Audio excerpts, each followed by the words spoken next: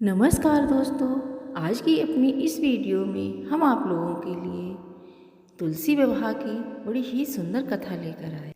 तुलसी विवाह देव उठनी एकादशी के शुभ अवसर पर किया जाता है। कुछ लोग द्वादशी के दिन भी तुलसी विवाह कराते हैं। ऐसी मान्यता है कि तुलसी विवाह करने से उसे वैकुंठ में स्थान मिलता है। भगवान विष्णु ने खुद माता तुलसी को यह वरदान दिया था। बता दें, भगवान विष्णु ने माता तुलसी को आशीर्वाद दिया था कि जिस घर में तुम्हारा वास होगा वहाँ यम के दूत कभी नहीं आएंगे। तुलसी विवाह यदि आप करा रहे हैं तो इस पाठ जरूर करें और तुलसी विवाह तभी आपका पूर्ण होगा। एक बार भगवान शिव ने अपना तेज समुद्र में फेंक दिया था, जिससे एक बालक उत्पन्न हुआ जिसका नाम जालंधर महापराक्रमी था। आगे चलकर वह महान दैत्य राज बना। जालंधर बहुत ही राक्षसी प्रवृत्ति। जालंधर का विवाह दैत्यराज कालनेमी की पुत्री वृंदा से हुआ था। एक बार जालंधर के मन में पाप आया और उसने माता लक्ष्मी को पाने की कामना की। माता लक्ष्मी को पाने की इच्छा से उसने देवताओं के साथ युद्ध आरंभ कर दिया। जालंधर समुद्र से उत्पन्न हुआ था, तो ऐसे में माता लक्ष्मी ने उसे अपना भाई मान लिया। इधर जालंधर पराजित हो चुका था, लेकिन उसके मन का पाप यहीं नहीं ठहरा। इसके बाद वह देवी पार्वती को पाने की लालसा से कैलाश पर्वत पर पहुंच गया। माता पार्वती को छल से पाने के लिए जालंधर भगवान शिव का रूप धारण कर माता पार्वती के पास कैलाश पर्वत पहुंचा। हालांकि माता पार्वती ने अपने योग बल से उसे तुरंत ही पहचान लिया। वह भगवान शंकर के साथ युद्ध करने लगा। देवी पार्वती तुरंत ही भगवान विष्णु के पास पहुंची।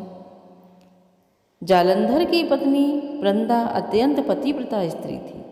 उसी के पतिव्रत धर्म की शक्ति से जालंधर को ना तो कोई हरा पा रहा था और ना ही उसे मार पा रहा था। जालंधर का वध करने के लिए वृंदा का सतीत्व टूटना जरूरी था। इसके बाद भगवान विष्णु एक ऋषि का रूप धारण करके वन में पहुँचे, जहाँ वृंदा भ्रमण कर रही थी।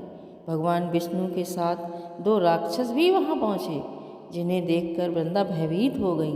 फिर भगवान विष्णु जो ऋषि के रूप में थे, उन्होंने वृंदा के सामने पल में दोनों राक्षसों को भस्म कर दिया। इसके बाद ऋषि से वृंदा ने कैलाश पर्वत पर महादेव के साथ युद्ध कर रहे अपने पति जालंधर के बारे में पूछा। ऋषि ने अपनी माया जाल में से दो बानर प्रकट किए। एक बानर के हाथ में जालंधर का सिर था तथा दूसरे के हाथ में धड़। अपने पति की यह दशा देखकर वृंदा मूर्छित होकर गिर पड़ी। जब वृंदा को होश आया तो उसने अपने पति को जीवित करने की विनती ऋषि से की। इसके बाद भगवान विष्णु ने अपनी माया से जालंधर का सिर जोड़ दिया, लेकिन खुद भी वह इसी शरीर में प्रवेश कर गए। भगवान विष्णु की इस माया जाल के बारे में वृंदा कुछ नहीं जानती थी कि उसके पति के शरीर में कोई और प्रवेश कर रहा है। जालंधर बने भगवान के साथ वृंदा पतिव्रता व्यवहार करने लगी, जिससे उसका सतीत्व भंग हो गया। ऐसा होते ही उधर कैलाश पर्वत पर वृंदा का पति जालंधर युद्ध में हार गया। जब वृंदा को सारी बात विस्तार से पता चली तो उसने क्रोध में आकर भगवान विष्णु को हृदयहीन शिला होने का श्राप दे दिया। अपने भक्त के श्राप को भगवान विष्णु ने स्वीकार किया और शालिग्राम पत्थर बन गए।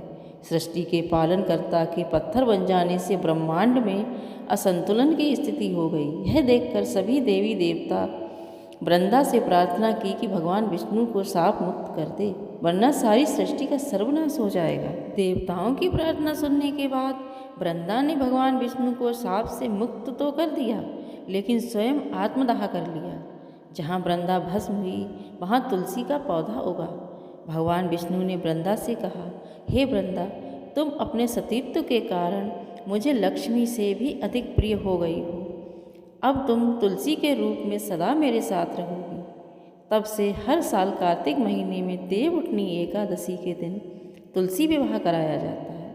भगवान विष्णु ने वरदान दिया कि जो भी मनुष्य मेरे शालिग्राम रूप के साथ तुम्हारा विवाह करेगा, उसे इस लोक और परलोक में विपुल यश प्राप्त होगा। इसके अलावा तुलसी को वरदान प्राप्त है कि जिस घर में तुलसी रहेंगी वहाँ यमदूत कभी असमय नहीं आ सकते। मृत्यु के समय जिसके प्राण मंजरी सहित तुलसी और गंगा का जल मुख में रखकर निकल जाते हैं, वह सब पापों से मुक्त होकर वैकुंठ धाम को प्राप्त होता है। आप सभी को तुलसी विवाह की बहुत बहुत हार्दिक शुभकामनाएं। भगवान विष्णु और माता तुलसी आप लोगों की सभी मनोकामनाएं पूर्ण करें।